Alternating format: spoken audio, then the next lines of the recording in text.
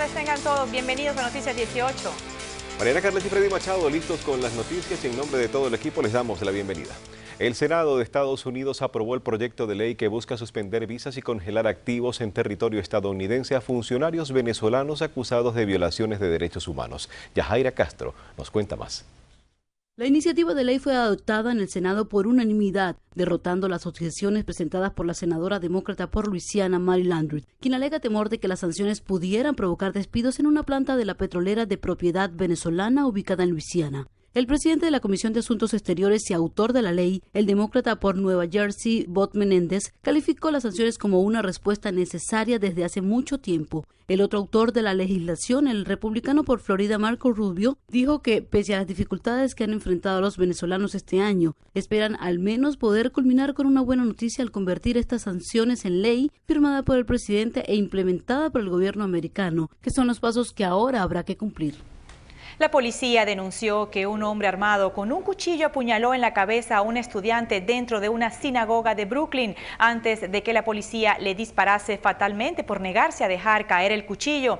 Un oficial de policía le exigió poner el cuchillo en el suelo. El hombre lo dejó, pero luego lo recogió de nuevo y al parecer iba a atacar a un policía cuando los oficiales abrieron fuego contra él. El hombre fue llevado a un hospital donde fue declarado muerto. Las autoridades dicen que la víctima de 22 años de edad se encuentra en condición estable.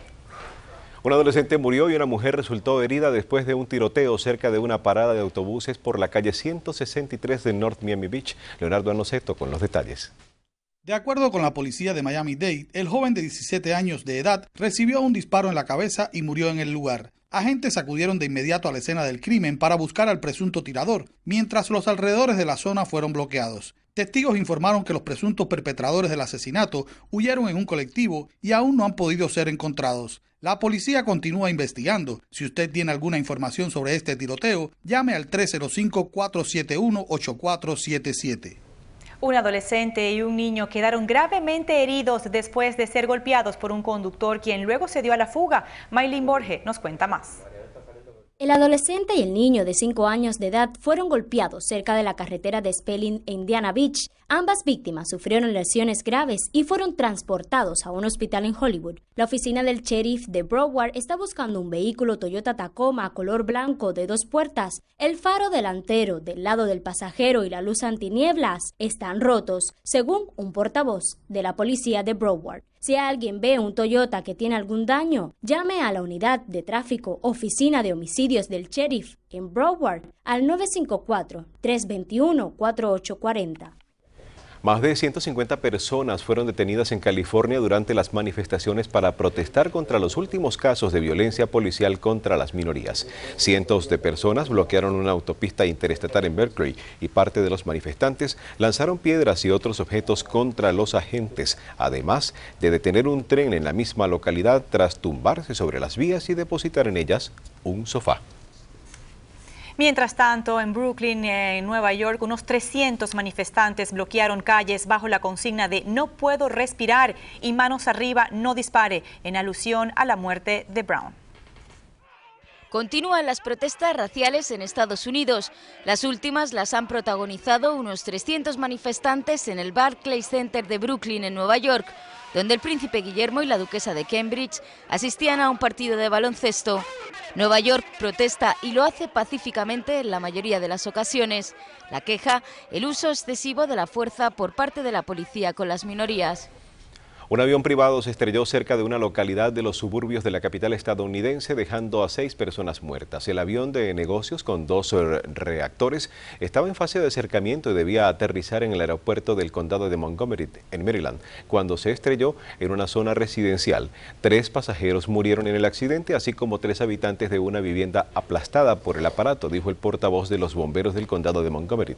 Los moradores de otra casa dañada en el accidente están sanos y salvos.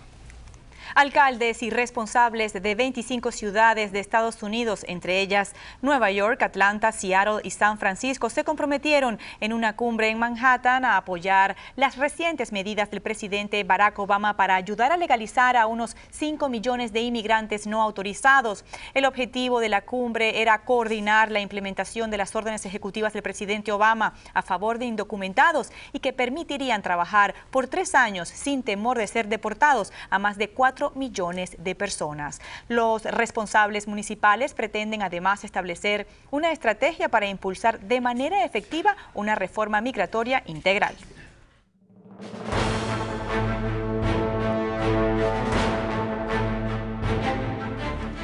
Las autoridades turcas negaron las noticias según las cuales 3 soldados habrían muerto por disparos provenientes desde Siria. Al parecer, uno de los soldados mató a sus 2 compañeros antes de dispararse a sí mismo, indicó el ejército turco. El primer ministro turco Ahmet Davutoglu dijo que el soldado habría sufrido una crisis nerviosa. Noticias difundidas antes habían indicado que los soldados que patrullaban la frontera cerca de la ciudad de Ceylanpinar habían muerto por disparos desde el lado sirio de la frontera, controlada en buena parte por milicianos del grupo Estado Islámico.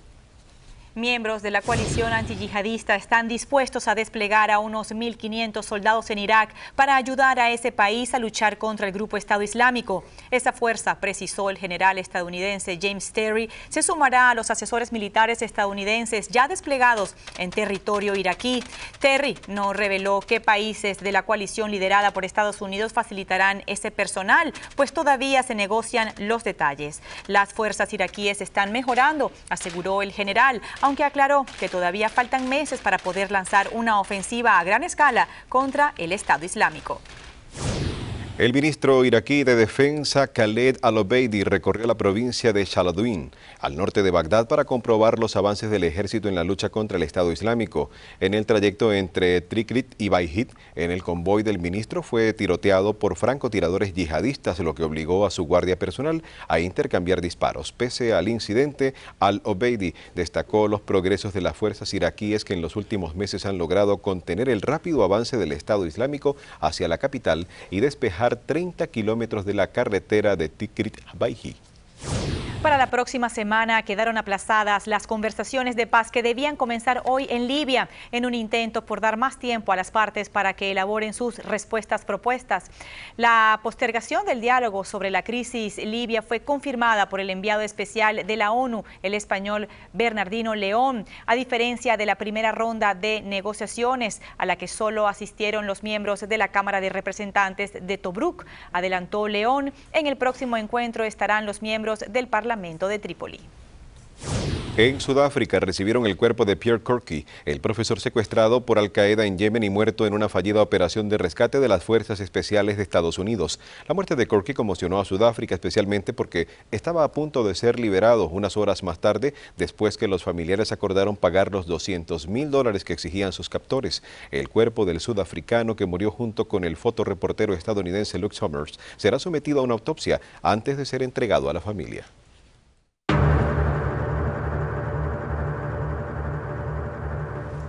Rusia reanudó el suministro de gas a Ucrania, suspendido desde junio pasado, informó el operador público de gasoductos ucranianos. Según la entidad, cada día se importarán hasta 43,5 millones de metros cúbicos de gas, información que confirmó el suministrador duro Gazprom.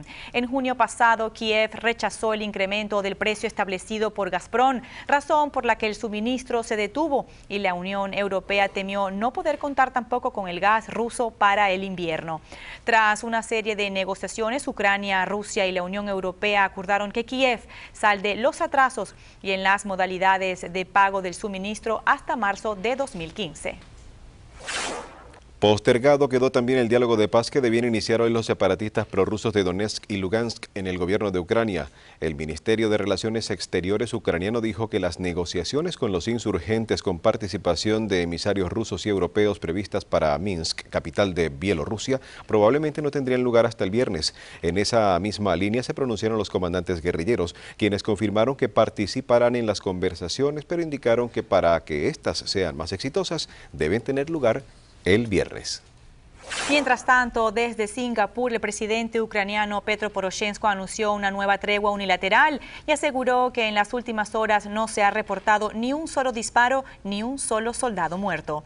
Un combatiente rebelde ubicado cerca del disputado aeropuerto de Donetsk confirmó que la situación era tranquila por el momento, aunque sus compañeros se mantenían escépticos. El día de silencio en la zona de guerra debe ser seguido por la retirada de las armas pesadas de la línea del frente si los separatistas también retiran su armamento. Ucrania necesita la paz para impulsar las reformas económicas destinadas a sacar al país de la bancarrota.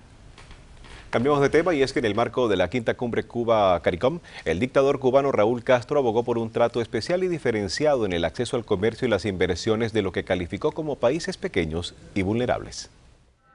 Durante el discurso inaugural de la quinta cumbre Cuba-CARICOM, el presidente cubano Raúl Castro abogó por un arancel cero para el comercio entre el país isleño y los de la Comunidad del Caribe, con el fin de permitir el libre acceso y circulación por esos mercados de unos 300 productos. Según adelantó, se están realizando esfuerzos conjuntos para la actualización y revisión del Acuerdo del Comercio y Cooperación Bilateral en el área, encaminados a ese fin, aunque no precisó si será uno de los acuerdos que pueda salir de esta cumbre. Como parte de los retos futuros, Castro anunció que para el próximo trienio deben comenzar a funcionar 2 centros educativos regionales con apoyo de Cuba, una escuela de artes que tendrá sede en Jamaica y otra para la estimulación del desarrollo de niños, adolescentes y jóvenes con necesidades educativas especiales, ubicado en Guyana. La quinta cumbre de la CARICOM cuenta con la presencia de jefes de gobierno y cancilleres de Antigua y Barbuda, Bahamas, Barbados, Belice, Dominica, Granada, Guyana, Haití, Jamaica, San Cristóbal y Nieves, Santa Lucía, San Vicente y las Granadinas, Surinam y Trinidad y Tobago.